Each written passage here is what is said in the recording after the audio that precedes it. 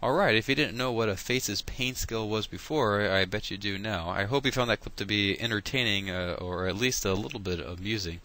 So let's just take that faces pain scale and let's go ahead and let's categorize it as a type of variable that's being used.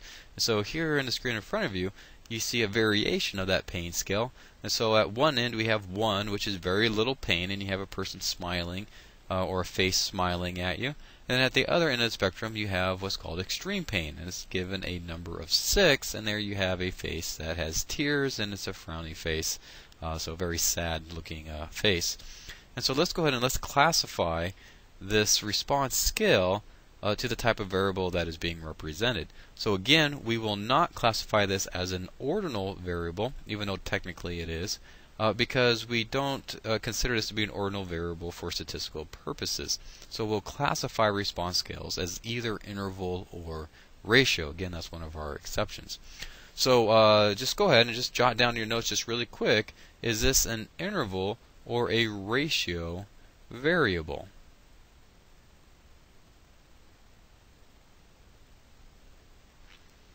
Alright, so if you wrote down interval, then you would be correct. So again, what distinguishes between an interval or a ratio variable is the 0 point. And so we see on the scale we don't have a 0 point, and we don't know what that 0 represents. And so if we don't know what that 0 represents, then we'd have to classify this as an interval scale. Maybe 0 represents no pain, or maybe 0 represents very, very, very, very little pain. We don't know, it's not on the scale here, so we'll call it an interval variable. Alright, so for this next slide, notice that we still have the same faces scale, but now we've changed the numbers underneath the faces. And so at one end we have 0, and at the other end we have a 5. And so now we have a 0 to 5 scale. The faces are the same, the anchors are all the same. We just changed the numbers. And so just in your notes there, write down if this is an interval or ratio variable. In other words, can we categorize this as interval or ratio?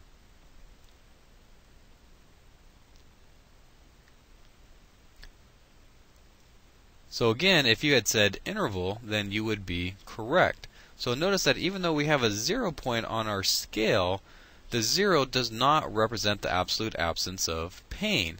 There is still some pain there. So it says very little pain, but it's not no pain.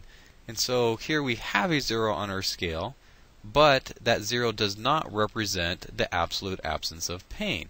So similarly with the Celsius scale, when it comes to temperature, 0 Celsius is not the absolute absence of temperature. And so Celsius would be an interval type variable. And so here it's the same type of idea.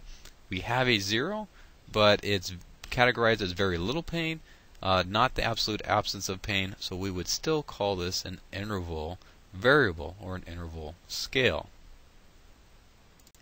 Okay, so let's go ahead and do this one more time.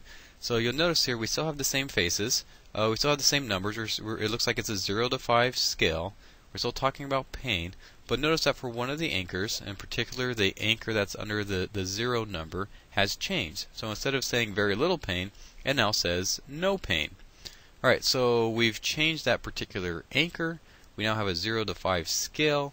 And so in your notebook there, just go ahead and record whether this is an interval variable or a ratio variable.